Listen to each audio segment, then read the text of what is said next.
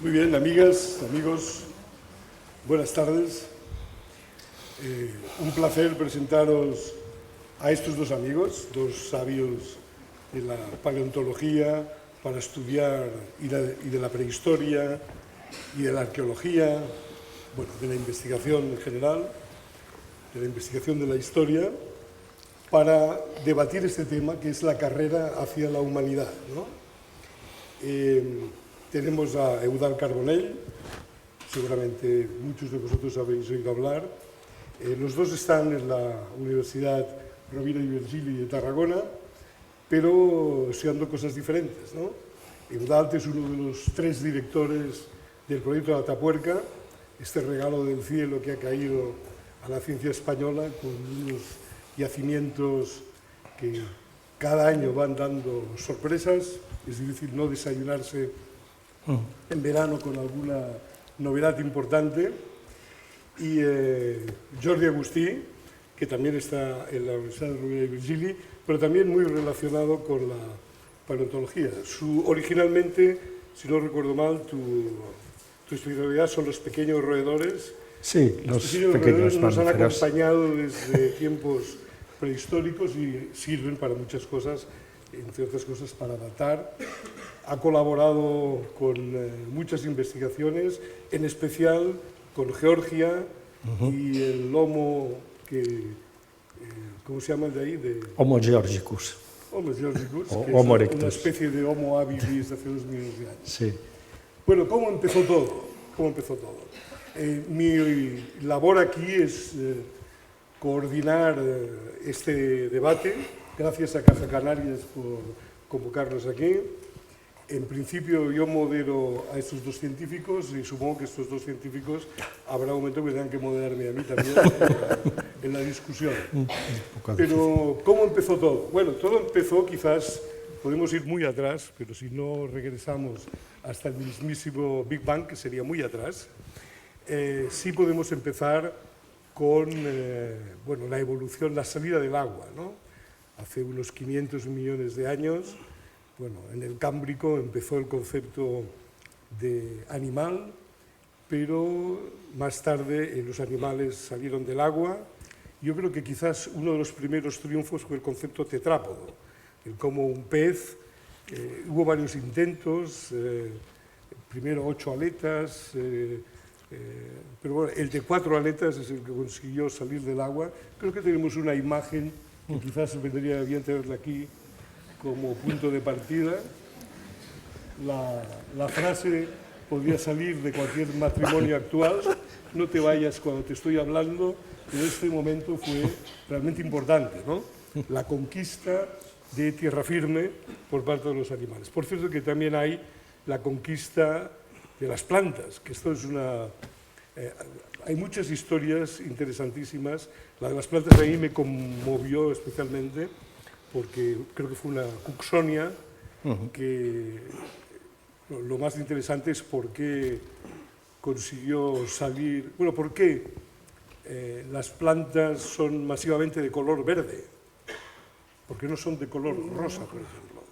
Claro, una de las ideas que quizás podamos discutir aquí es porque durante miles de millones de años la vida intentó salir del agua, pero las condiciones fuera del agua pues eran difíciles.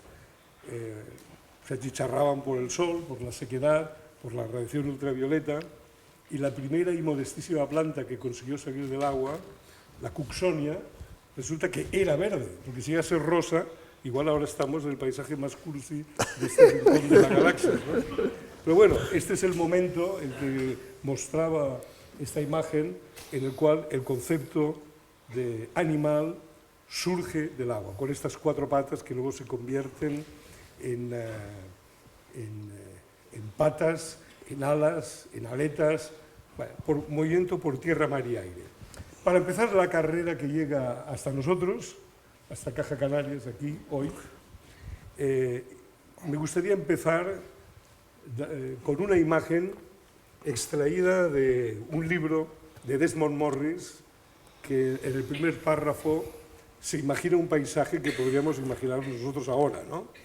que eran primates en los árboles que tienen la vida fácil, porque coger una fruta de un árbol no hay más que alargar la mano, o los pequeños animales que se mueven por las ramas de los árboles también es fácil, pero de repente vieron con horror que, y claro, nuestro cambio climático no fue el primero, que la sabana empezaba a progresar, el bosque empezaba a regresar, y hubo algún primate que tuvo que plantearse una bifurcación importante en su futuro, que es, o bajo del árbol y empiezo a competir en la sabana, la cual cosa es durísima, porque no será tan fácil de alimentarse como ocurría en los árboles, ¿no?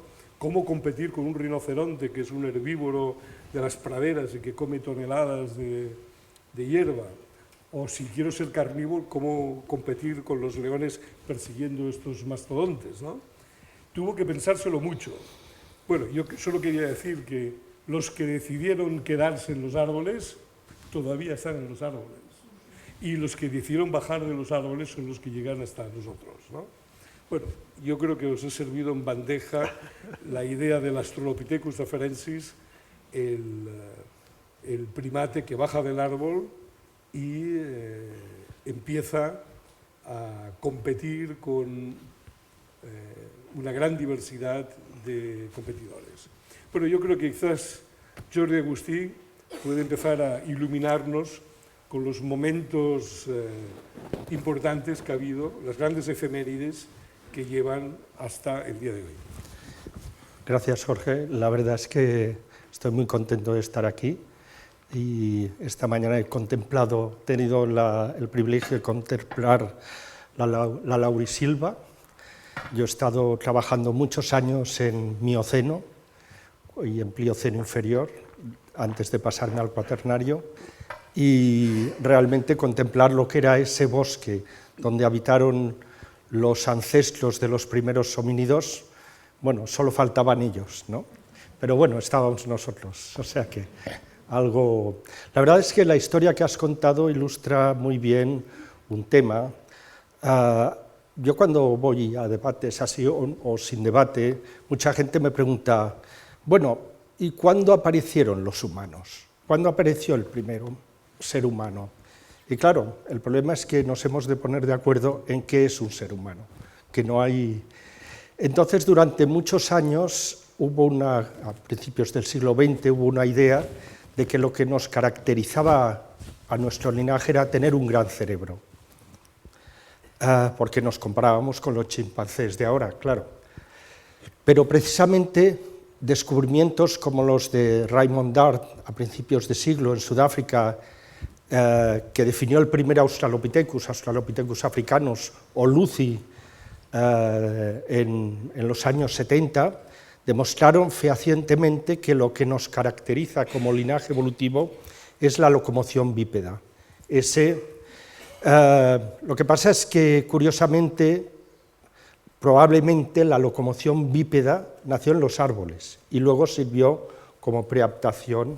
Una gallina también es bípeda, ¿no? Sí, y un dinosaurio también. O sea que...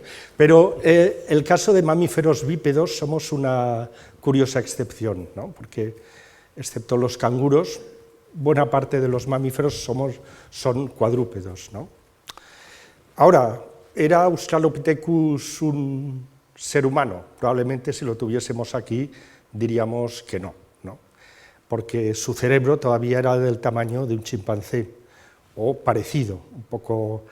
Entonces, el primer salto verdaderamente a ese cerebro más grande se da con el Homo habilis, la primera especie atribuida a nuestro género en África, que de los 400 pasa a unos 600, 700 centímetros cúbicos o gramos, podemos hablar de gramos. Y además, curiosamente, putativamente, el Homo habilis tiene otra característica que podemos definir como humana, y es la cultura, la capacidad de fabricar herramientas. También tienen, ¿no? Claro, esto en un momento dado iba muy bien, pero se ha desmontado bastante, primero porque los chimpancés llevan a modificar pequeños objetos, y luego porque empieza a haber evidencias de que hay actividad de este tipo, de cultural, de industria o de marcas de corte anteriores al Homo habilis. ¿Quién fue? Todavía no lo sabemos, pero ya empieza a irse hacia atrás. Entonces, bueno, este criterio de la cultura, fabricación de herramientas, pues ya no nos sirve. Un criterio que era fabricar herramientas que a su vez sirven para hacer herramientas, ¿no? Que eso ya es un paso que los chimpancés no han hecho nunca, ¿no? No, de hecho, hay una característica típicamente humana que es fabricar objetos que no sirven para nada. Sí, no sirven para la supervivencia. Eso es realmente ya el paso que nos define más como humanos. Un collar, unos pendientes, un cuadro, no sirve para nada. Y sin embargo lo hacemos, ¿no? Claro, puede ser para seducir, ¿no? Ya. Bueno, puede tener otro, pero ahí entramos ya en el pensamiento simbólico, que es el que realmente nos caracteriza como especie. Lo que pasa es que, bueno, pues también nuestros parientes dan muestras de un cierto nivel de pensamiento simbólico. Por ejemplo, el reconocimiento de uno mismo, o de que el otro es otro yo, como yo. Pues eso se da también en chimpancés. Y en especies que no son nuestra propia especie, como los neandertales o el heidelbergensis, hace 300.000, 400.000 años, se daban inhumaciones voluntarias, o sea que un cierto sentido. Total, que si finalmente dices, bueno, pero hay algo que nos defina como humanos, podríamos proponer el lenguaje articulado. Pero ahí de nuevo entramos en la disyuntiva de dónde ponemos el límite entre comunicación, que hacen las aves, y lenguaje, y un lenguaje articulado. Todas estas características ya de pensamiento simbólico en principio están muy asociadas a nuestra especie Homo sapiens, pero sabemos que los neandertales ya las... Tenían lenguaje. Ciertamente, debían tener. Bueno, yo me reservo un comentario asesino con respecto a eso, pero dejemos primero que Eudald Carbonell diga su opinión. Si puedes hablar sobre esto, que sí, si hay una esencia humana o no. Esto es importante, ¿no? Intentar desde una perspectiva actual, es decir, de la nuestra forma de entender y de pensar, entender, pensar y conocer, que son los elementos que configuran precisamente esta capacidad humana que no es compartida, entender, pensar y conocer. Yo pienso que sí que hay una serie de elementos importantes que explican nuestra singularidad como primate.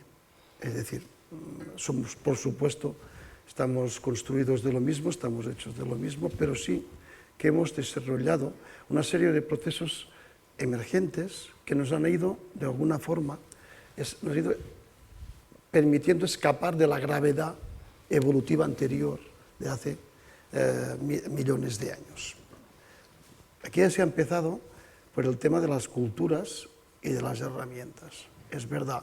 Esto es Jane Goodall, ¿no? La primera, y Sabaté-Pi, los dos. Y Sabaté-Pi son los primeros que de alguna forma reconocen que por ejemplo, el profesor y amigo ya desaparecido, Sabaté-Pi, que es el autor del trabajo sobre los palos que utilizaban los chimpancés para cazar las termitas, que yo vi su colección, estuve viéndola con él, y se veía perfectamente que incluso los palos tenían unos estándares determinados, es decir, que se repetían algunos tipos de madera, se repetían la longitud de las mismas y el diámetro de las mismas. Lo que quiere decir que existía un protocolo de reconocimiento paramétrico que lo aplicaban a la búsqueda y a la captación y a la organización de este tipo de instrumentos.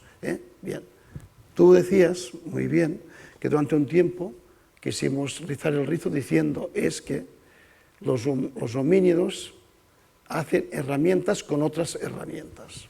Realmente esto es un salto muy importante cuando hablamos de secuencias operativas y de tecnología.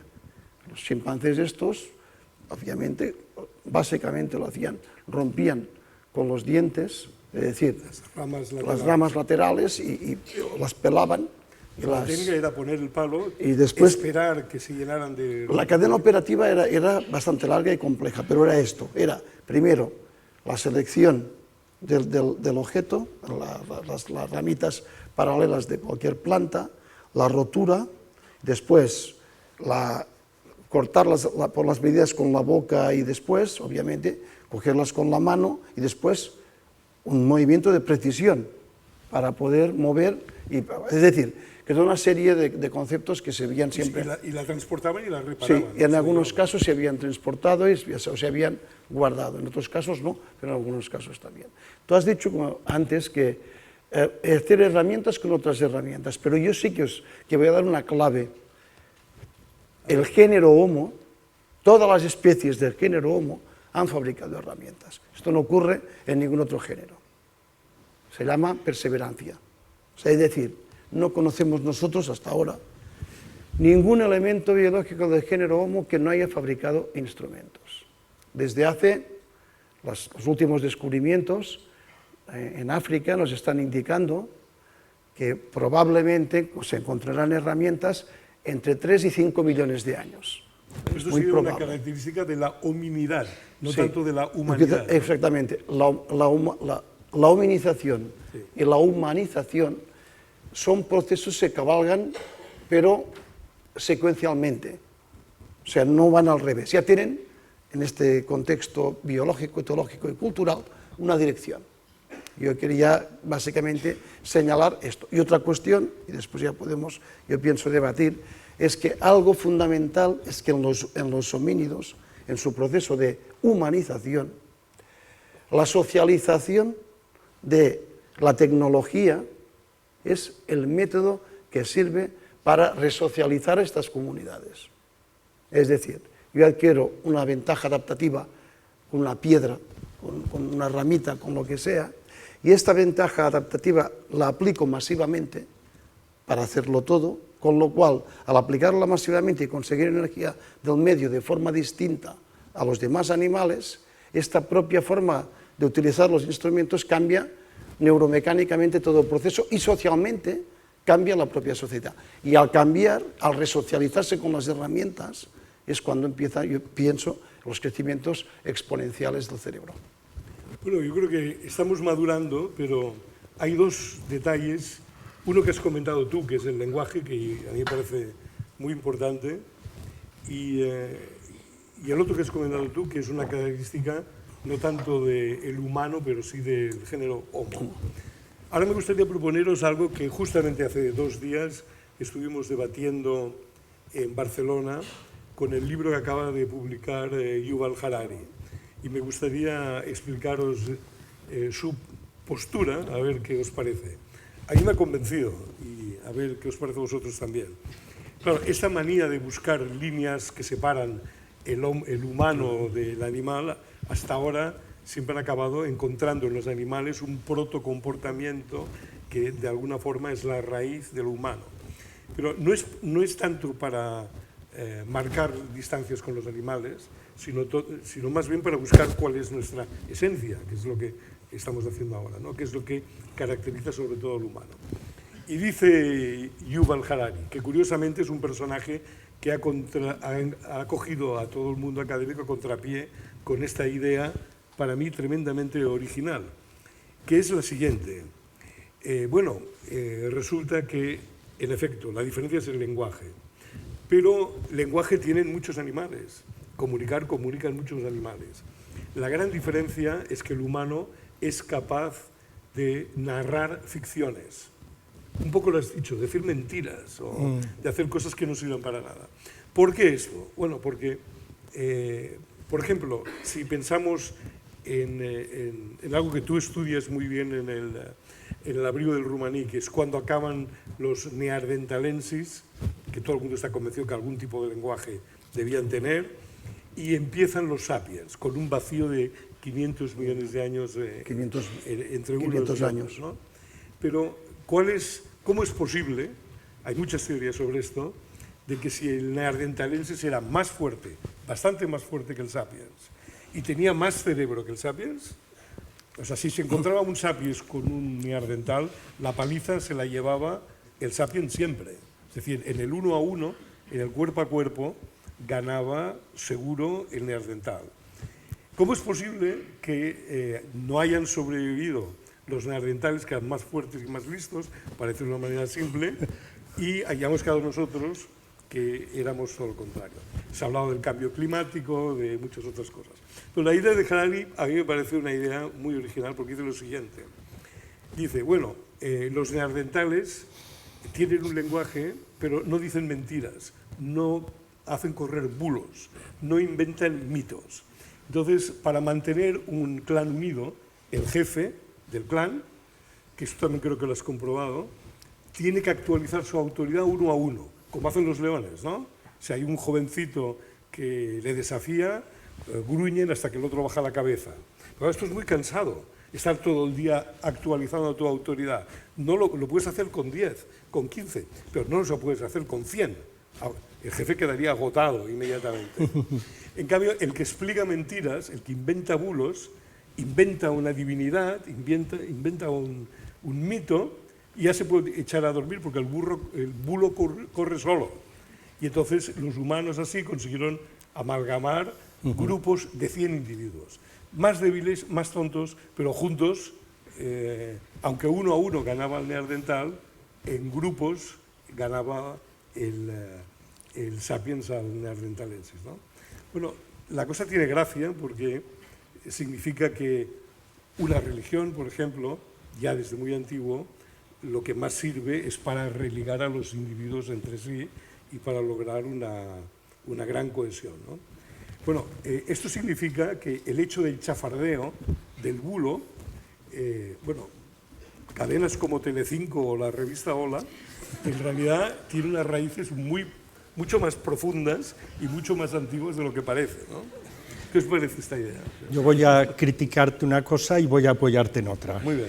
Cuando dices que el neandertal era más listo porque tenía un cerebro más grande, estás cayendo... Estoy simplificando. Estás simplificando porque... Tú has sido el primero que hablaba del tamaño del cerebro. Sí, y ya dije que se equivocaron. De hecho, hay el famoso fraude de Piltdown, que buscaban el intermedio entre el mono o el simio y el hombre y pensaron que era un ser con un gran cerebro y cara de simio, y un Australopithecus es lo contrario. Es una cara... Un elefante con ese caporro no escribe poemas, ¿no? Pero bueno, la parte positiva que te voy a comentar, es muy probable que este autor, que voy a comprarme el libro, los dos que ha escrito, por supuesto, inmediatamente en cuanto salga. Hablábamos de pensamiento simbólico y hablabas de mantener la autoridad. ¿Para qué sirven los objetos que no sirven para nada? Para mantener la autoridad. Quien tiene el cetro real o quien tiene grandes joyas ya no tiene que convencer a nadie. Está demostrado que él es el jefe. Exacto, sí, sí. Hoy sería pues el que tiene un BMW o algo así y tal. Es el pensamiento simbólico que... o que tiene dinero. El dinero es una ficción también, ¿no? Sí, o lo demuestra, o lo intenta demostrar.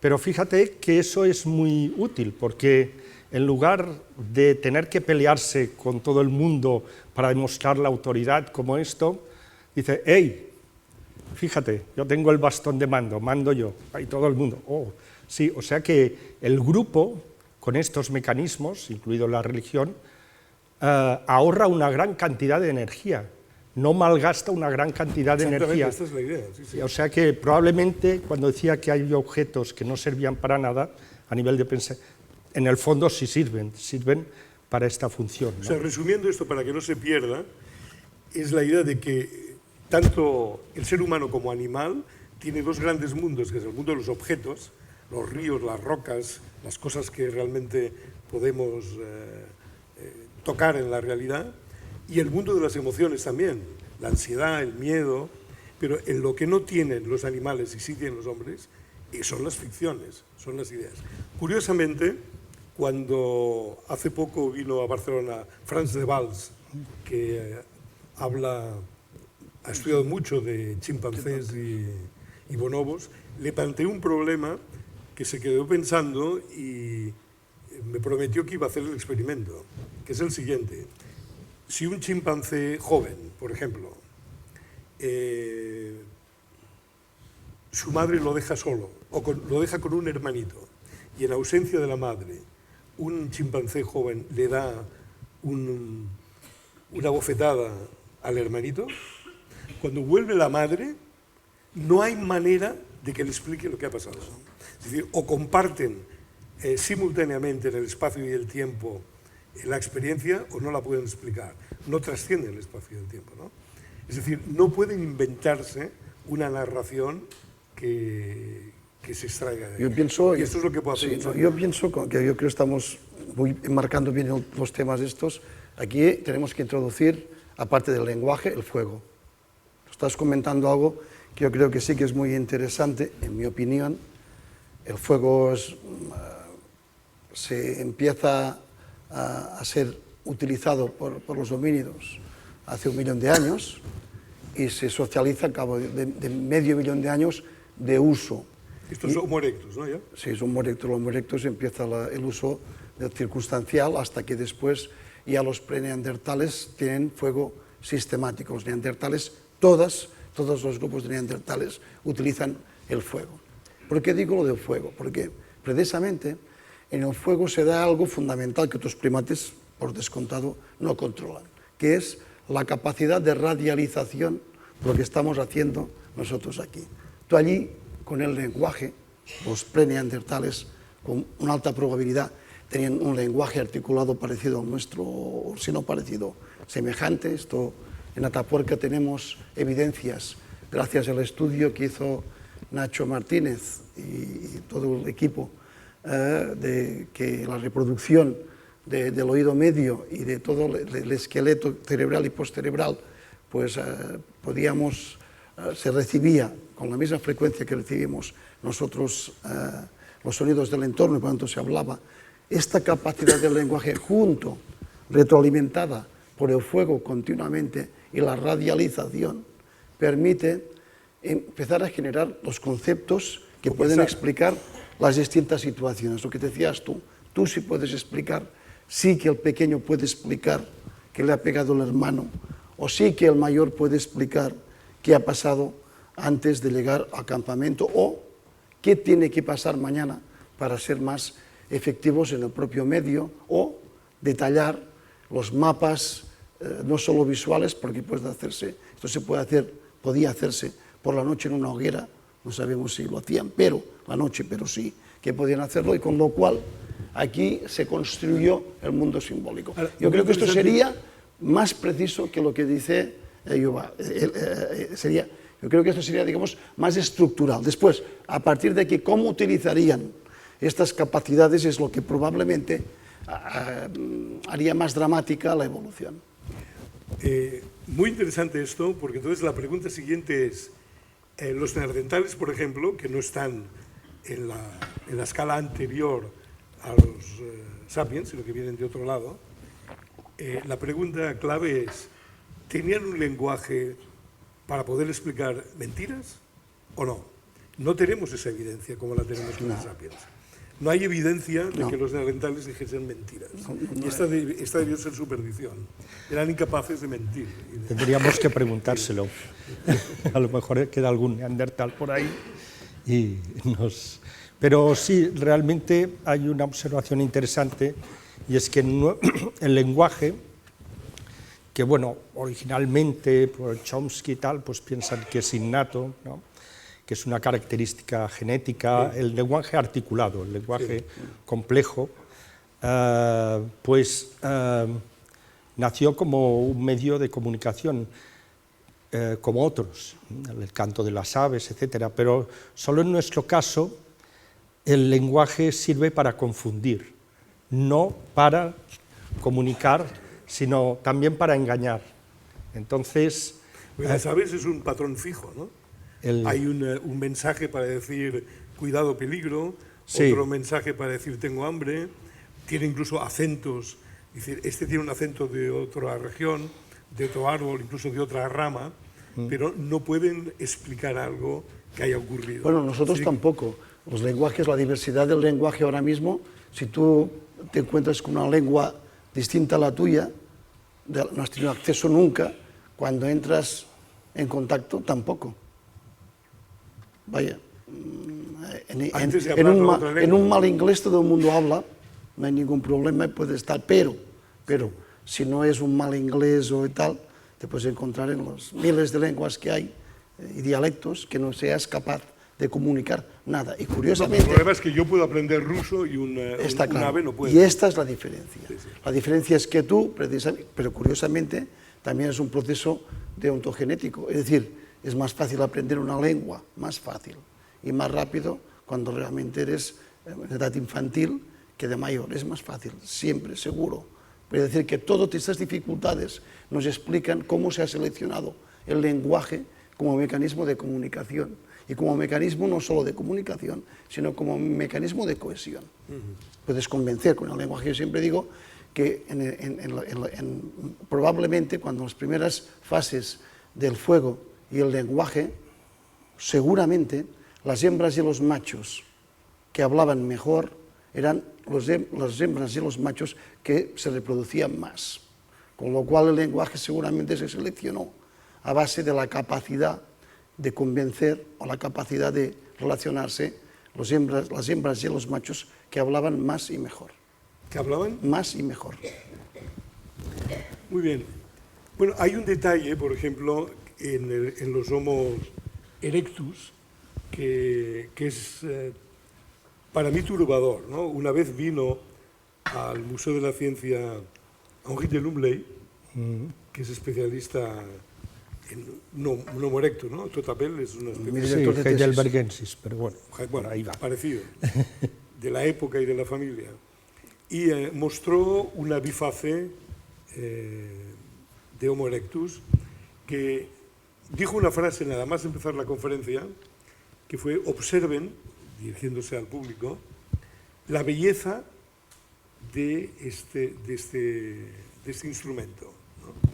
Es decir, estaba diciendo, obsérvese el sentido estético de un Homo erectus, lo cual era chocante, porque nosotros asociamos el sentido estético a algo que viene incluso después de comprender, ¿no? Lo asociamos más bien a Altamira o ya a un Homo sapiens, ¿no? Y cuando le increpé y le dije, ¿por qué ha dicho sentido estético? Pues lo que estaba diciendo era una cosa muy gorda. Estaba diciendo que el sentido estético es anterior a la idea de comprender. O sea, antes sabemos que una cosa es fea o bonita, antes de saber si es verdadero o falso, ¿no? Según él. Y dice, hombre, fíjese en la... Yo tampoco sé muy bien por qué lo he dicho, me dijo, pero fíjese en la simetría obsesiva de una bifase. Sí. O sea, tú coges una bifase de Homo erectus y te imaginas al Homo erectus haciendo aquello, mirándosela. Primero, el placer de poseerla, ¿no? Te imaginas que debía ir andando con la bifase y de vez en cuando se paraba y se la miraba diciendo, pero ¿qué bifase más bonita tengo? ¿No? Y te lo imaginabas construyéndola y se veía una asimetría, la corregían para que fuera perfectamente simétrica, ¿no?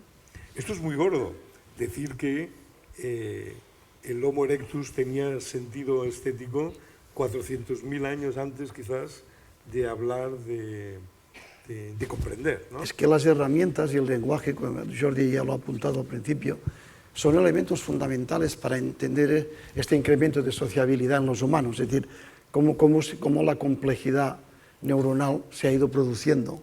¿Por qué? Porque, entre otras cosas, las partes del cerebro, no solo las neuromecánicas de repetir una función para hacer la forma de simetría bilateral, sino el hecho de observarlo, probablemente, sí que estaba fundiendo los campos de la propia inteligencia y del propio crecimiento inteligente del cerebro. Sentimientos, visión, estética, trabajo, se iban fusionando. Pues eso también podía ser porque la simetría bilateral es algo que en los animales siempre son bilaterales, ¿no?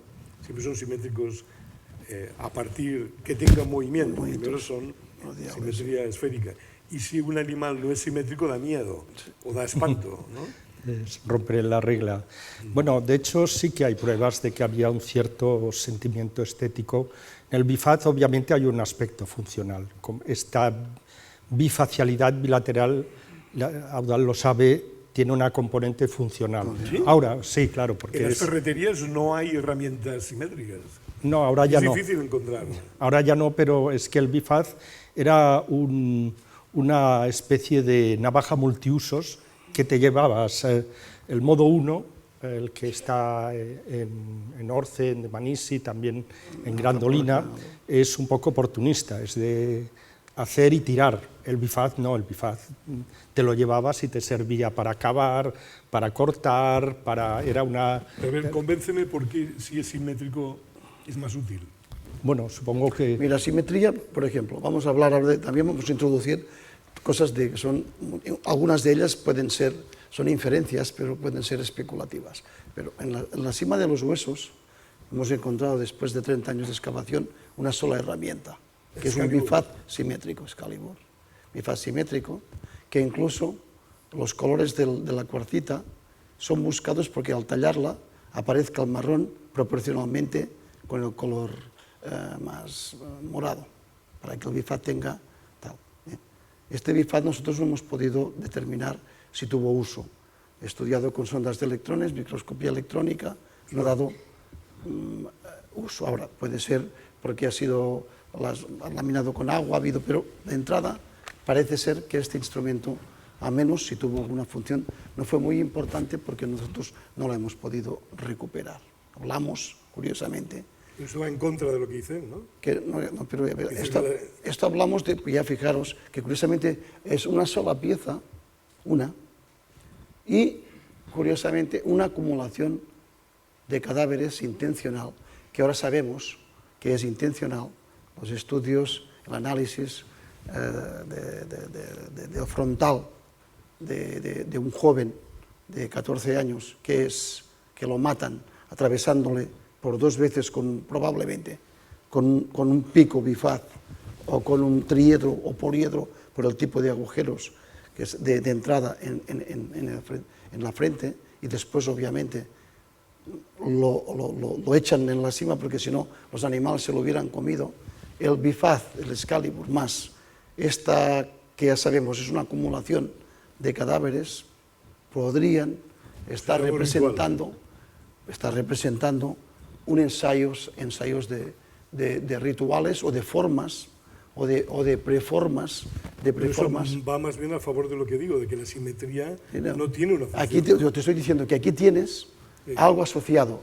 ¿Cómo se acumulan cadáveres de un sitio? Porque se han de acumular a un homínido que le han clavado por 2 veces consecutivas, han entrado 5 o 6 centímetros en la masa cerebral, en el frontal, está muerto, está rematado, es decir, no tiene ninguna posibilidad de irse a enterrarlo, o sea, automáticamente queda muerto. Alguien tiene que cogerle, transportarle y meterle dentro. No hay otra manera de explicar cómo es que se han acumulado. Pero si encima, después de 30 años de encontrar 29 individuos, solo hemos encontrado una herramienta, que es una hacha tallada, un biface, los que decías tú, con simetría bilateral, y no hay otra pieza tallada en Atapuerca con este material que ha sido buscado expresamente, concurren muchísimas cosas aquí, y que no hemos podido demostrar que sea utilizada. Coincide mucho lo que nosotros después, ya en prehistoria, hemos visto que son los procesos votivos, que es asociar a un grupo, a un enterramiento o a una acumulación de cadáveres, pues astas, puntas, todo tipo de objetos. Y después ya en Egipto ya es la gran... Hay una cosa bonita, y es que, claro, es como una primera idea de belleza, que es repetir la derecha a la izquierda, ¿no? De hecho, bueno, la segunda parte de lo que iba a explicar es que sí que hay pruebas de que tenían un sentido estético para los bifaces. Hay un bifaz, que ahora no recuerdo el yacimiento, pero que tiene un fósil dentro, tiene un erizo, y el erizo ha sido respetado. Es como un escudo. Sí, es como el homínido probablemente no sabía que era un erizo fósil, porque es un erizo marino, pero con su forma estrellada, pues, y sí, lo respetó y tal. Sí, de hecho... Pero esto no es utilidad tampoco, ¿eh? No, claro, es que aquí entramos un poco a nivel de evolución en lo que sería la preaptación o la exaptación, es decir... de alguna manera es una preselección a la comprensión, porque, por ejemplo, el que quiere que la parte izquierda de la herramienta sea igual que la parte derecha, que se repita, es el que ya está preseleccionado para decir, la primavera ya la he visto antes, por lo tanto volverá, y de alguna forma se inventa... la belleza en este sentido es una preselección de lo que es la inteligibilidad, ¿no? Es que es lo que decíamos, ¿para qué sirve el arte? Yo he estado en debates que por cierto son terribles, de estudiosos de arte parietal, de arte rupestre, y preguntándose ¿para qué lo hacían? Pero ¿por qué la gente ahora hace grafitis? ¿Por qué pintaba Picasso? ¿Por qué? Es decir, probablemente estamos hablando de cosas, exceso de emotividad, que no tienen ninguna función. Nuestro cerebro en un momento dado, probablemente el cerebro derecho, tiene unos circuitos neuronales que provocan una emoción estética. Y eso pero sin ninguna función. Mito, sí que hay una explicación, y es la siguiente. En el arte rupestre se suelen pintar cosas que son agradables. Es el mundo que ellos desean. No hay animales ponzoñosos o peligrosos. En la cueva de Chauvet hay leones de las leones de las cavernas que debían tener. Pero está por guapo, no está por fiero, yo creo, ¿no? Ah, pero la idea es la siguiente. ¿Qué es lo que quiere un hombre de la prehistoria? Yo creo que es espiritualidad. Él quiere un mundo de animales que le den grasa, pieles. Entonces dice, no sé que los espíritus estén viendo lo que yo quiero y así me pueden ayudar. Es un poco... Yo pienso, Jorge, que es mi opinión, después que el arte es muy antiguo. Tan antiguo como la acumulación intencional de cadáveres o los prerrituales. El simbolismo es muy antiguo. Se socializa muy tarde, pero las emergencias puntuales son muy antiguas. Yo me acuerdo viendo la Venus de Berekatram en Israel, dije, la Venus de Berekatram, si es una Venus que se cuestionaba que fuera realmente un trozo de volcánico tallado y tal, pero se obvio que tal, dije, si esta Venus, el yacimiento tiene que ser un achelense, pero no como encontramos aquí, de bifaces gordos y tal. Y efectivamente, tuve oportunidad de ver además el yacimiento, y los bifaces eran como hojas solutrenses. O sea, que era claro que estaba asociado a aquella industria maravillosa, delgada, bifacial, de diedros complementarios, simétrico, con la posibilidad de que hubiera la escultura. La escultura probablemente sea lo primero que se hace. La Venus de Tam Tam tiene 400.000 años, la de Berekatram 200.000 años. Y el grabado, probablemente... neandertales. Preneandertales. Preneandertales. Heidelbergenses. Fíjate, en el arte, lo que yo he visto, lo que yo conozco, también es tridimensional, como una pieza. O sea, pasamos del arte, de la estructura tridimensional al otro, pero para mí el origen, claro, si tú estás tallando continuamente, estás trabajando en 3 dimensiones, no en plano. El arte parietal en plano. Entonces, si trabajas en 3 dimensiones, el paso hacia, en vez de hacer una herramienta funcional que tiene una simetría bilateral, haces el salto y haces ya la reproducción, que puede ser pues, un busto o puede ser una cabeza, puede ser lo que sea. Y esto en mí me parece que sí que está ligado también a lo que has dicho tú, a una preadaptación de nuestro cerebro. O sea, nuestro cerebro ya ha hecho, las restricciones que ha sufrido en el medio, las ha sustituido para evolucionar con la capacidad de inventar y de conocer y de crear objetos que de entrada no son necesarios para cortar ni para comer. O sea, son objetos que forman parte de tal, y aquí es donde empieza, en mi opinión, cuando hablaba Jordi del simbolismo y de todo esto empieza aquí. Es secuencial las adquisiciones humanas, en mi opinión, pero en esta secuenciación hay varios momentos de intersección. Y es cuando hay un momento de intersección, cuando hay un salto evolutivo. Es lo que, al menos por lo que he visto yo. Esto me recuerda, hace 5 años visité en Brasil, en Piauí, unas pinturas que estaba estudiando Niette Guidon, que es una prehistoriadora francesa, que tiene una teoría muy loca porque ella cree que son el doble de antiguas que Altamira, les da como 30.000 años. Sí, lo dicen, sí, que no se lo cree nadie más que ella, pero bueno, le da una antigüedad muy grande. Pero me sorprendió las imágenes de estas pinturas rupestres en comparación con las europeas, ¿no? Porque las europeas, ya digo, es mucho la espiritualidad de representar como los graffiti el mundo que se desea. De nuevo sale la revista Hola aquí, ¿eh?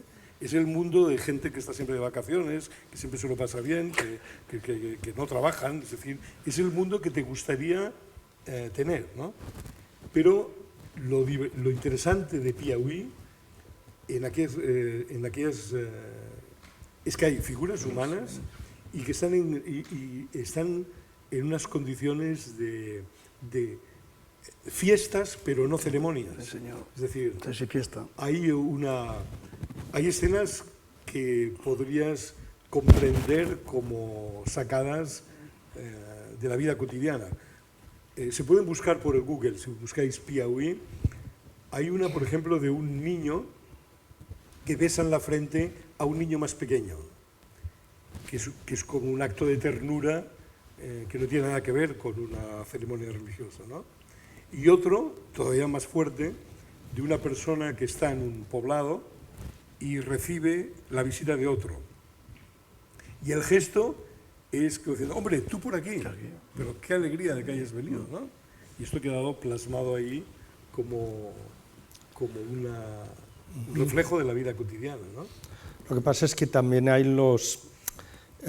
escenas en que hay una, no sé si es en Lascaux, de un bisonte que mata a un hombre, a un ser humano, ¿sí? Con forma que curiosamente tiene forma de ave, cabeza de ave. Y al lado hay un pájaro que no sabe qué pinta ahí.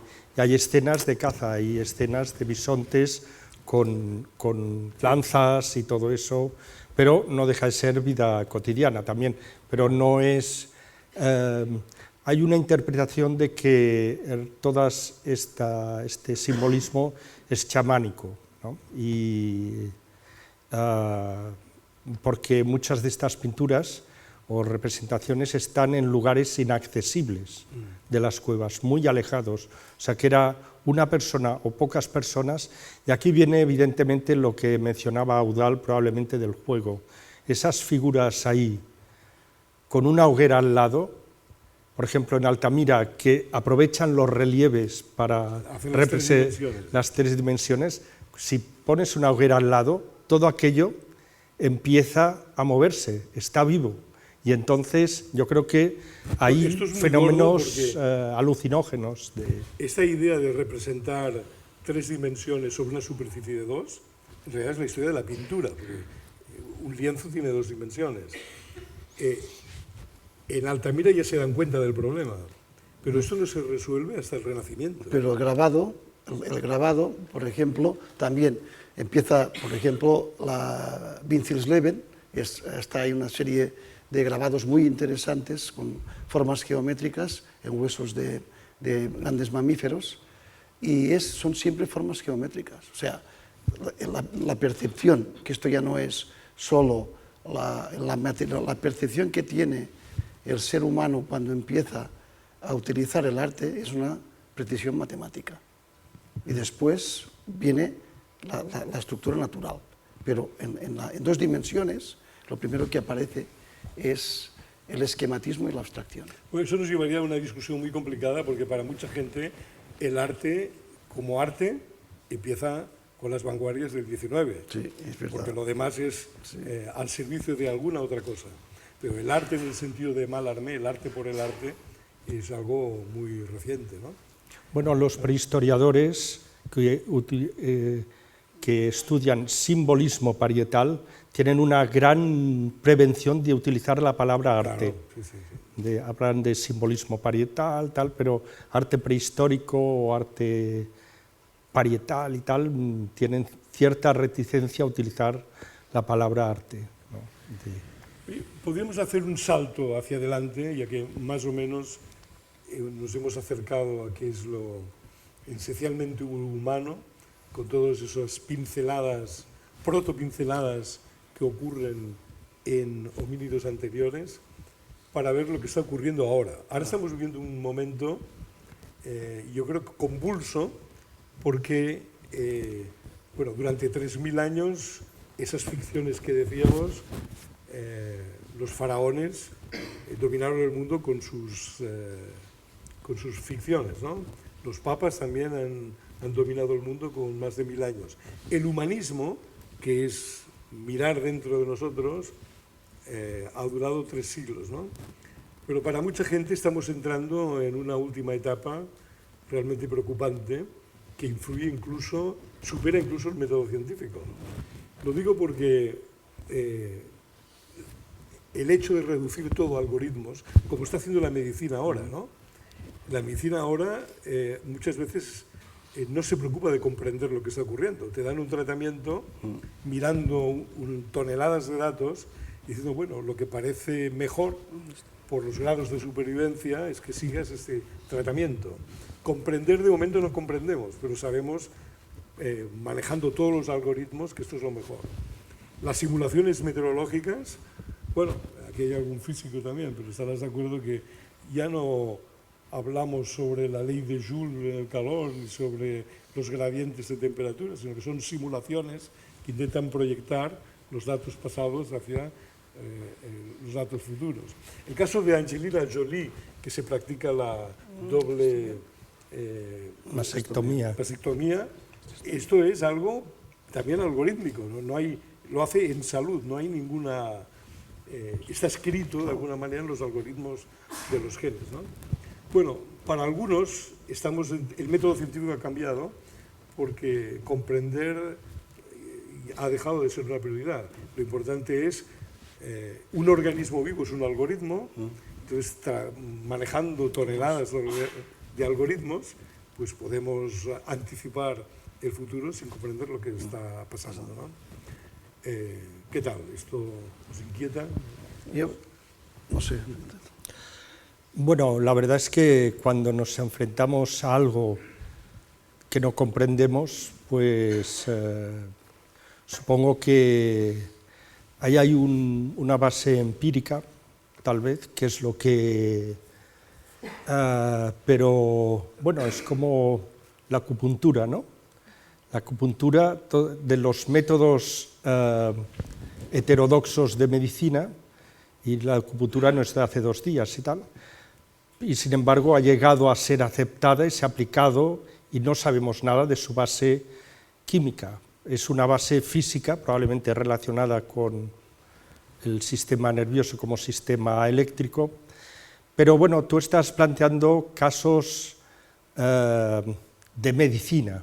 No solo de medicina, te pongo otro ejemplo. En que hay que encontrar Por ejemplo, soluciones. Google, hay algoritmos exteriores que te conocen más a ti que tú a ti mismo, porque saben lo que lees. Si son libros electrónicos, saben en qué parte del libro tú te entretienes más que otros. Y te proponen lecturas especiales para ti, con algún defecto, porque a mí Amazon me recomienda que lea los propios libros. Hay ahí algún fallo. Yo por eso no leo libros electrónicos. Pero sí, pero yo creo que todo lo que estás diciendo se relaciona mucho con disciplinas que necesitan tener un resultado. Sí. Entonces, porque se invierte mucho dinero, y claro, y especialmente en la investigación biomédica. Pero hay otro caso muy claro: ya tenemos todo el genoma humano secuenciado. muy bien, pero no sabemos para qué sirven la mayor parte de los genes. No, es decir, ese gran proyecto no ha tenido los... Es que si este gen aparece tantas veces, en tantas circunstancias, aunque no entendamos, mejor te la cortas, ¿no? Bueno, es que si tú, ahora hay empresas para eso, por 300 euros o menos, lanzas un salivazo, lo llevas a una empresa y estadísticamente te dirán de qué vas a morir y de cuáles las enfermedades más problemas. No conocemos el genoma, pero es un tema estadístico. Mientras no tengamos otra cosa, a mí no me parece mal. No, yo hay una cosa sobre esto que para mí es importante, que como estamos llegando a esta recta final, que es, que ayer tú ya lo sacábamos, que es la conciencia, ¿no? La conciencia operativa, ¿no? ¿Cómo es que un primate acaba desarrollando una conciencia operativa, que es la nuestra, es cómo nos relacionamos, y cómo es que acabamos construyendo sociedades que están basadas en el conocimiento, en todo. Y para mí, lo que estás diciendo tú, si esto es alarmante, ¿en qué sentido? Es alarmante si no hacemos el paso hacia la sociedad del pensamiento. Es decir, todo lo que estás diciendo tú, que me parece genial y que creo que tiene que ser así, yo estoy muy de acuerdo con la socialización de la tecnología y del Big Data y de la capacidad humana de generar estructuras, logaritmos que pueden prever, que pueden organizar, que pueden estructurar, que nos pueden enseñar, que nos pueden plantear hacia dónde tenemos que ir, porque probablemente la diversidad específica de inteligencia en la Tierra aumentará de forma exponencial en los próximos lustros. Es decir, probablemente nosotros seremos, hace 20.000 años había 4 o 5 especies, o paleontológicas, o como quiera llamarse, ahora estamos solo nosotros, pero probablemente dentro de centenares de años habrá decenas de especies con conciencia operativa en el planeta, algunas de ellas derivadas de la propia evolución biológica modificadas y otras ya producidas en otros términos que también hablamos ayer, ¿no? Sí. Que sean solo algoritmos matemáticos, por lo tanto no necesiten ningún tipo de estructura, otros que necesitan carcasas y estructura, y otras que provendrán de las modificaciones génicas directamente. Esto será otra vez un zoológico consciente distinto. Es decir, sí que es importante pensar hacia dónde queremos ir nuestra especie, porque si realmente no pensamos hacia dónde queremos ir y no hay una cierta teleonomía, una cierta dirección, el azar, las cargas demográficas, los procesos de crisis y de colapso pueden ser muy importantes en los próximos años. Bueno, se está hablando incluso de que la inmortalidad no será una quimera. Me refiero a la inmortalidad del más aquí, no en la inmortalidad del más allá, ¿no? Será... Bueno, las bacterias ya lo son, ¿no? Se transforman ellas en su propia descendencia. Pero si realmente un organismo es un algoritmo, pues no hay ninguna pega, no hay nada que evite el que de alguna forma... Claro, los problemas que se introducirán aquí serán nuevos, porque una cosa es arriesgar la vida a cruzar la calle, porque lo máximo que puedes perder al cruzar la calle es la vida. Pero si lo que pierdes es la eternidad, yo creo que no habrá nadie que cruce la calle, ¿no? será bastante más problemático, ¿no? Bueno, es que aquí hay una cosa es la eternidad y otra el envejecimiento. Si hay eternidad pero con envejecimiento, pues vaya eternidad, ¿no? Bueno, no solamente esto, porque claro, la muerte se la inventa la reproducción sexual, ¿no? Antes de la reproducción sexual no hay muerte propiamente dicha. Y ahora es muy posible que la inmortalidad sea a base de prescindir del sexo. No sé si es muy posible. No, realmente, de todos modos, eso sería bastante terrible, ¿no? Porque la evolución se basa en la regeneración de las poblaciones y no habrá, si empiezan a haber generaciones inmortales, no habrá sitio en el planeta. Bueno, y la economía ya será, y los jóvenes, pues menuda les va a esperar, ¿no? Bueno, sí. Aguantar toda una población de vejestorios, ¿no? Bueno, la humanidad ha llegado a problemas, yo creo que está bien, antes de dar la palabra al público, contrasentidos como la idea de crecimiento que está detrás de cualquier tipo de economía, ¿no? tanto de la economía de los que están más a la izquierda como más a la derecha, no hay nadie que reivindique una organización que no se base en el crecimiento. Pero la mala noticia es que los físicos sabemos que eso es incompatible con el segundo principio de la termodinámica en un sistema cerrado. Es decir, que esto no va a acabar bien como no encontremos una solución a estas contradicciones, ¿no? Está claro, yo pienso igual y además pienso que la socialización efectiva de la revolución científico-técnica pagaremos un peaje muy grande para metabolizar este salto evolutivo. Y este será una gran catarsis en el siglo XXI. Muy bien, yo creo que hemos dicho lo suficiente para que las inquietudes estén vibrando en el público. Me han dicho, me dice la organización, que las preguntas para el público no deben superar 1 minuto. Es decir, que abrimos el turno de preguntas. Yo tengo que dar la palabra según me indique quién. ¿Te indican? No sé, no se ve, es que no se ve aquí.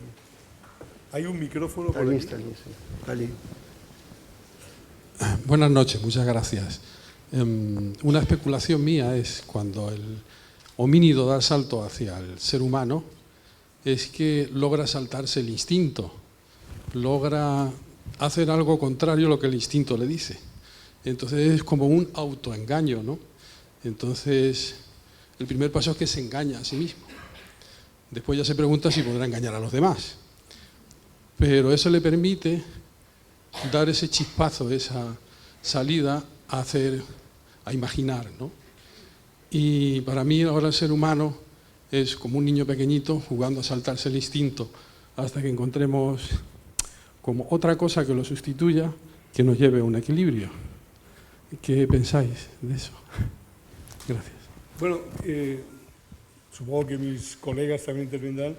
Yo creo que lo de saltarse el instinto, que yo llamaría administrar instintos, es un detalle, no todo, pero es un detalle importante en el progreso de la inteligencia, ¿no? Pero, por ejemplo, un perro administra instintos ya. Un perro que aguanta el hacerse sus necesidades, no lo hace en una alfombra persa, ya administra instintos. Cosa que una vaca no hará nunca, ¿no? O sea que hay una línea ya ahí que dentro del mismo mundo animal ocurre. Hay otros casos como el fracasado un plan A, buscar un plan B, que eso todavía es más antiguo. Un pulpo es capaz de buscar un plan B cuando fracasa el plan A. En cambio, un calamar no. Es otra línea que separa, ¿no? La administración de instintos, en efecto, es algo muy importante, pero es un detalle de la inteligencia solo, ¿no? Bueno, yo solo una observación, y es que tal vez aquí, claro, no hemos representado de toda la evolución humana, no hay tal salto. Creo que eso se ha podido demostrar aquí. O sea, toda esa autoconciencia es un proceso evolutivo que duró cientos de miles de años y que paso a paso ha ido llevando a lo que nosotros somos ahora, ¿no? Pero realmente fue un proceso probablemente bastante gradual. Si hay un salto, sobre todo, es a final del Pleistoceno, con la eclosión del pensamiento simbólico, ¿no? Ahí sí que con los neandertales y sobre todo nosotros. Pero eso no quiere decir que las otras especies no fuesen tampoco humanas, claro. Bueno, mencionaron el fuego. Para mí, el fuego lo considero el paradigma de separación entre el mundo animal y el mundo humano. Creo que fue el Homo habilis el primero que utiliza el fuego. El fuego permite calor, alumbrado en la cueva y espantar las bestias. Pero lo más importante para mí del fuego es la cocción de los alimentos, porque predigiere el alimento, o sea, y entonces amplió la dieta del ser humano, y es lo importante. Y aparte, y además me ha hecho muchas gracias por el tema hasta ahora de esta moda pseudocientífica, vegetariana, vegana, que no tiene ningún fundamento científico, porque si nuestros antepasados hubieran sido vegetarianos hubieran muerto de hambre. Además creo que hay un antepasado al mismo tiempo, no sé si es el keniantropo, no me acuerdo cuál es, que está por la zona de Etiopía, que se extinguió, se alimentaba de raíces y se extinguió. Y bueno, que se acaba el tiempo.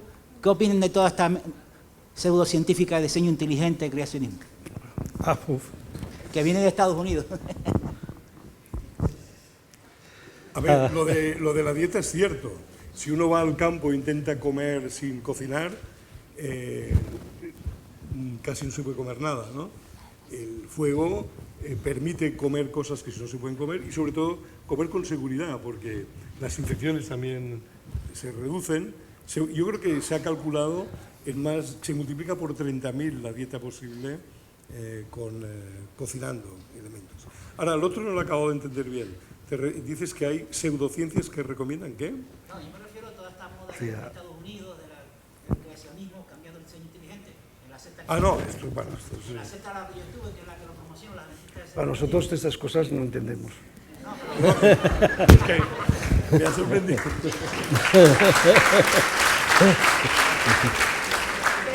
Bueno, mi opinión aquí, lo que pasa es que la ciencia habla de lo verdadero y lo falso, y las religiones en general hablan de lo bueno y lo malo.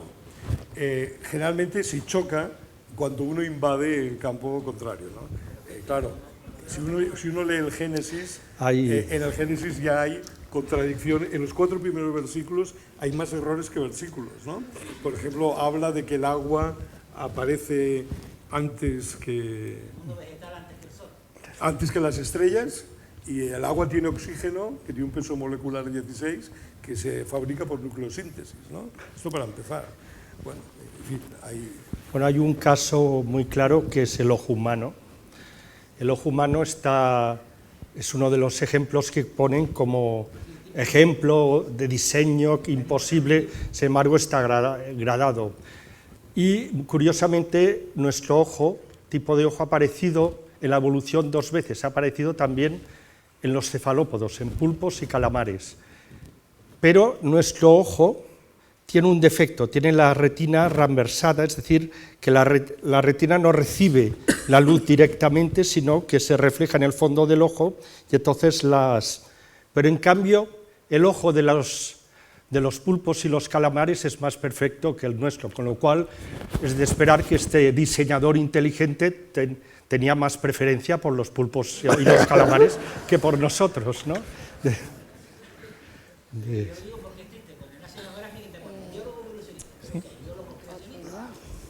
¿Paso yo? Sí, por aquí, por aquí. No, el creacionismo no entra en la discusión de hoy, vaya, es una cosa. Hola, por aquí. Hola. Muchas gracias por la charla, ha sido muy interesante. Yo tengo 2 preguntas, así que ignoren una, si solo se puede hacer una. Primero era sobre lo que han contado de cómo determina a la humanidad la capacidad de contar mentiras, entre comillas, y contar historias así. No sé, ¿es técnicamente posible experimentar eso con algunos de los animales que sí que tienen lenguajes más complejos? ¿Se podría intentar demostrar que de verdad ellos no pueden contar mentiras? Y la segunda era, no han hablado de esto, pero bueno, yo lo suelto por si cuela. ¿Tienen alguna idea de en qué momento de la historia de la humanidad paró la evolución o sigue funcionando hoy en día? Yo entiendo que no, en los humanos. No, sigue funcionando, sigue habiendo selección natural en la humanidad hoy en día, tal y como estamos. Lo que pasa es que a otro ritmo. Y lo último, que me quedan 10 segundos y lo voy a aprovechar. Estoy bastante en desacuerdo con lo que ha dicho usted, señor Wassenberg, de las simulaciones. Yo creo que se comprenden mucho mejor muchísimos sistemas con las simulaciones que hacemos hoy en día. Muchas gracias. No comprendes, anticipas lo que va a ocurrir. No, también comprendes. No, atención, esto es importante porque depende qué entiendes por comprender. Yo creo que aquí es interesantísimo porque llegamos a la filosofía de la ciencia, ¿no? ¿Qué es comprender en ciencia hoy? Comprender en ciencia hoy es buscar qué hay de común entre cosas diferentes. Por ejemplo, la segunda ley de Newton, con la segunda ley de Newton, F igual a m por a, puedes comprender cualquier movimiento de un móvil que no vaya demasiado rápido ni sea demasiado pequeño. La comprensión es que solo 4 letras, fuerza igual a masa por aceleración, representan los infinitos movimientos posibles que se pueden dar. Esa es la grandeza de la comprensión científica. Curiosamente, F igual a m por a ya no se puede comprender, porque es una ecuación fundamental. Ahora, como mínimo, lo que tú dices en realidad es que hay otro tipo de comprensión, que es la que se basa en el algoritmo. Pero incluso para esta hay una teoría en la matemática, que no sé si has oído hablar, la teoría de Chaitin-Kolmogorov, y es que tú tienes una serie de datos puros, por ejemplo 010101, 1 billón de veces. ¿Qué es comprender esta serie? Ya no es la comprensión de la que acabo de mencionar ahora. Significa, según Chaitin-Kolmogorov, que es el mínimo algoritmo capaz de reproducir la serie de datos. Y eso sería print 0,1 10 a la 12 veces. Esa sería la nueva idea de comprensión. O sea que, como mínimo, es otra manera de comprender que empieza ahora con el procesamiento de datos, ¿no? Y lo otro que has dicho antes, ¿qué era? La mentira. No, lo de la mentira. Es la teoría de la mentira. Ah, bueno, sí, Franz de Waals, antes he explicado que en esta conversación le interesó mucho la idea, porque él es un genio justamente en hacer experimentos con chimpancés para ver si hay el germen de lo que luego hay en la experiencia humana, ¿no? Ha hecho cosas como, en YouTube se pueden ver algunas, ¿no? Por ejemplo, si a un mono le das para comer pepinos, pues se come los pepinos encantados. Hizo un experimento de poner 2 jaulas, a uno le daba pepinos y al otro le daba uvas, que son mucho más sabrosas. Entonces, cuando le dio un pepino al mono que había visto que al otro le daban uvas, le tiró el pepino por la cabeza. Con lo cual, dice, aquí hay un salto importante. Y lo que está planeando ahora es un experimento que deje claro que un animal puede hacer compartir a otro animal un episodio de la realidad que no han compartido directamente. Esto es difícil de hacer, pero creo que lo está intentando, ¿no? Si demuestra que sí, no vale casi nada lo que hemos dicho aquí. No, esto está comprobado en chimpancés, se llama teoría de la mente. El chimpancé piensa lo que el otro piensa y se anticipa a ello. En los chimpancés y bonobos la cosa se para aquí. En nosotros es mucho en una reunión. Yo pienso que ella piensa que él piensa que yo le gusto, o cosas así. Llegamos a este tipo de recursividades que comportan ya 3 elementos. No solo tú, yo pienso que esta persona está pensando, yo pienso que esta persona piensa, que el otro piensa, que yo tal, ¿no? Pero efectivamente el germen ya existe, no sé por qué se llama así, se llama teoría de la mente y está presente en bonobos y chimpancés. Yo tuve una experiencia una vez, no sé si te lo he explicado alguna vez, cuando vivía todavía Copito de Nieve, una experiencia que no pude compartir hasta que al final lo mencioné en un artículo, y es que estaba mirando a Copito de Nieve, que estaba en una posición como el pensador de Godin, así, sí, pero como muy aburrido y desinteresado del mundo, ¿no? Y detrás mío estaba la jaula, bueno, el espacio de los chimpancés. De repente apareció un empleado del zoo con un carrito de verduras, y cuando lo vieron los chimpancés empezaron a pegar saltos como una pandilla de bandidos ahí, de gamberros, diciendo queremos las frutas, ¿no? Y nadie me cree, pero yo estaba mirando a Copito de Nieve, que estaba así, y Copito de Nieve, cuando vio lo que hacían los chimpancés, hizo exactamente esto, dijo.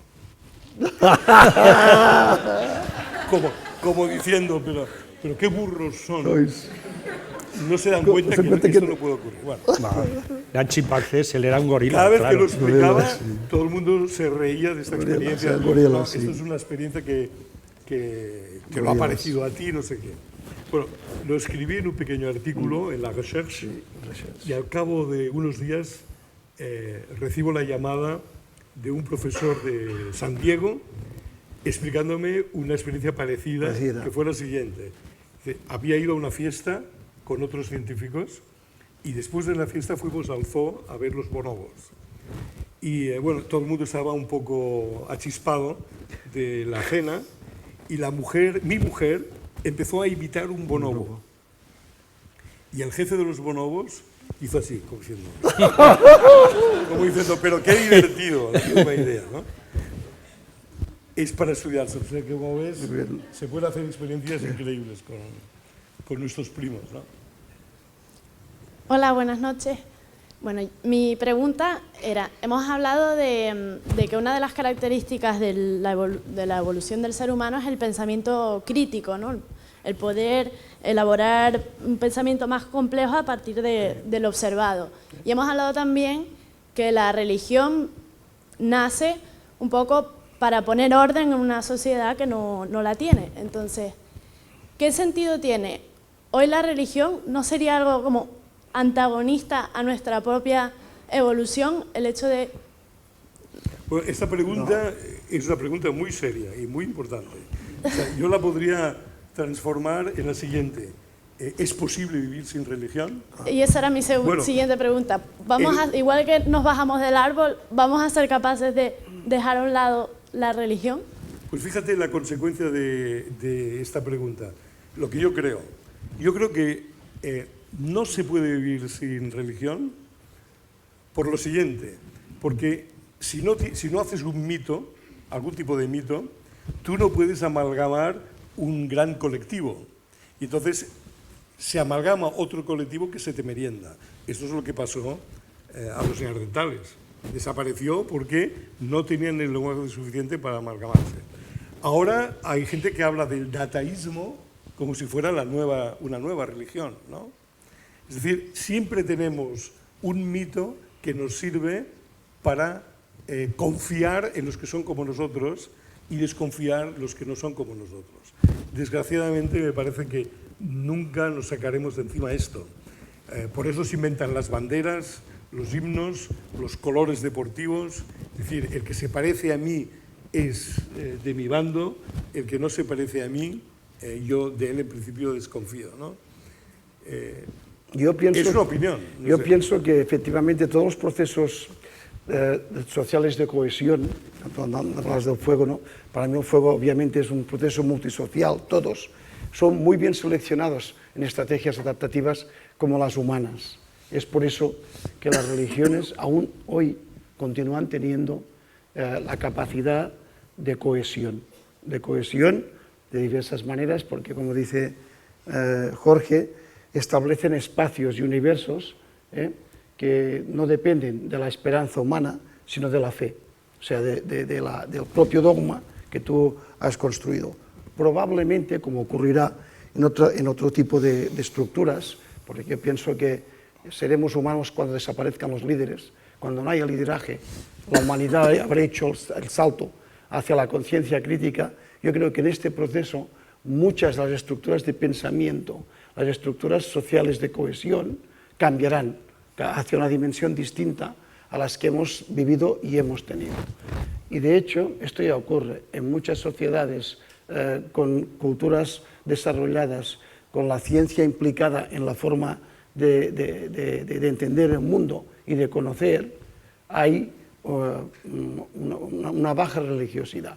Por ejemplo, entre científicos hay estudios estadísticos en general, que en nuestra especialidad menos, quiero decir, aún es más patente, que la religiosidad es muy baja, entre un 7 y un 11%. Hablamos de la religiosidad de divinidades tradicionales. No, de divinidades, no hablamos de formas, no hablamos de las creencias de ese tipo, abstractas y tal, no hablamos de comportamientos de ese tipo. Con lo cual, está claro que sí que hay una correlación muy directa, muy entre la capacidad de entender, de comprender y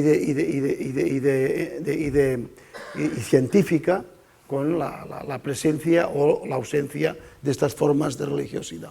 Pues digamos que tiene más remedio un ciudadano que no lee ningún libro que un ciudadano que solo lee uno. Yo creo que las religiones históricamente han cumplido dos funciones. Una, dar una explicación del mundo, de por qué, y otra, decirte lo que tienes o no tienes que hacer. Explicar el mundo con la ciencia, pues eso ha ido en retirada, porque la ciencia, pues incluso la filosofía ha ido en retirada, ¿no? O sea que esa función. Y decirte lo que tú tienes que hacer o no tienes que hacer, en realidad, es la colectividad en la que tú estás asentada, con o sin religión, hacemos lo que al conjunto de nuestro entorno parece que es bueno, ¿no? No hacemos cosas que van a empreñar. En esta sala ahora, pues si alguien pega un puñetazo a alguien, todos lo reprobaríamos, ¿no? Entonces es un poco la colectividad la que va a dictar, ya sea a través de una religión, de una ideología y tal, la que va a dictar esta segunda función, que es tú puedes hacer esto, pero no puedes hacer esto. Yo estoy muy de acuerdo con lo que dice Jordi. Yo creo que las religiones tradicionales lo que hacían era un paquete compacto y acabado que da sentido al plan cósmico y que da sentido a la vida y que explica cualquier cosa. Esto es lo que hacían las religiones tradicionales. Y el gran descubrimiento de la ciencia es la ignorancia. La ciencia descubre la ignorancia, que es, nunca lo sabremos todo, siempre podemos investigar.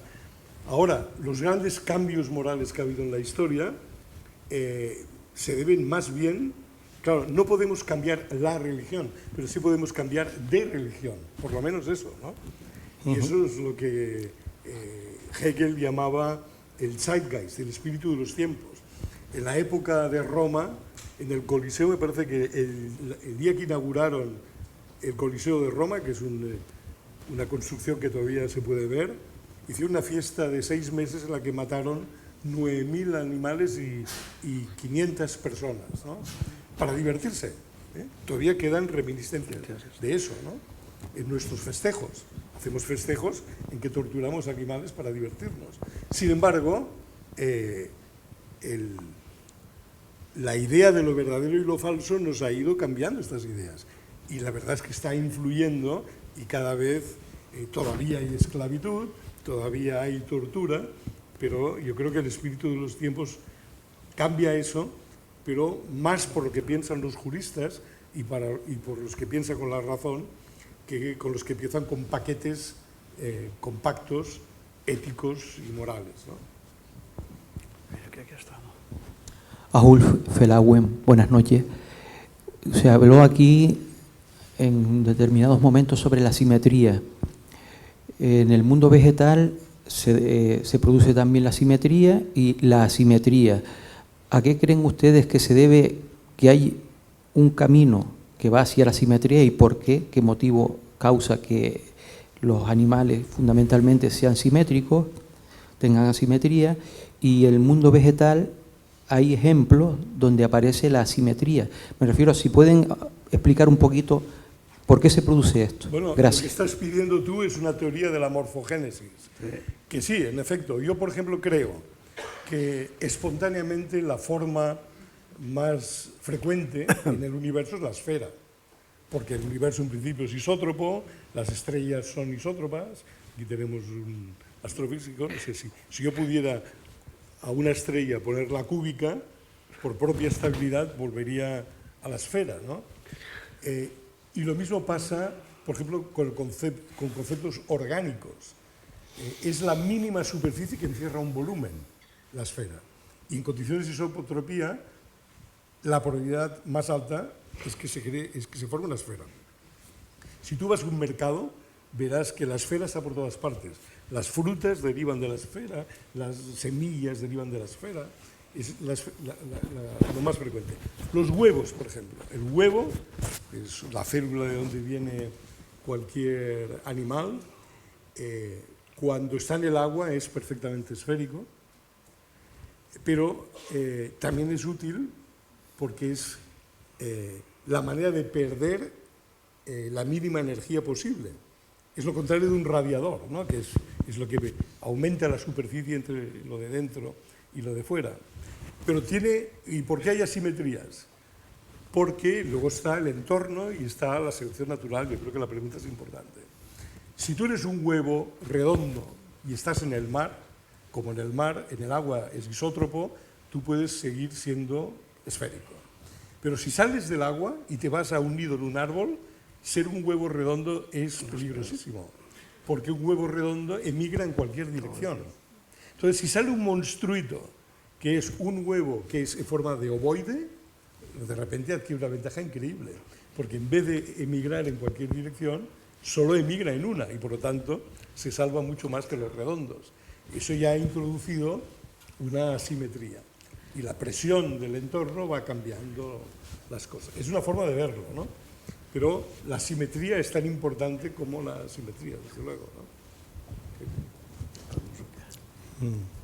Bueno, en el mundo vegetal toda la polaridad viene determinada, al menos por el tema de la captación de la luz. Entonces, lo que en principio Es lo que rompe la simetría. Sí, la isotropía.